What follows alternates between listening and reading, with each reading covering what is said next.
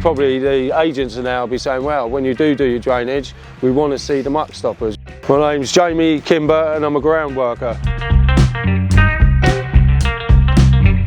We've started using them over the last couple of months since the drainage has gone in. The full 50s are spot on because there's nothing can get past the brushes. So it's a lot more better for us not to get stuff, so it saves us having to clean the lines out. Them full 50s, where they are tight, they will save us a lot of having to get jetters in to clean the lines out. They're a handy bit of kit, they're really good, and that's really made durable stuff. It's good quality gear, and it will save a lot of hassle in the future. Be a money saver.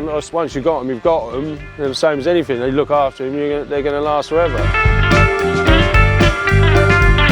It's like you say, you ain't going to have jetters in, you're not going to have pay for people to come in and clean the lines out. Yeah, I'd reckon like, that would be a regular thing on site. You would have to, probably the agents are now be saying, well, when you do your drainage, we want to see the muck stoppers. We don't want the bags because the bags can split. But they're robust, they're solid, they're good. Yeah, I reckon they'd be mandatory, I reckon, at one point, that they'll have to be put in on the drainage.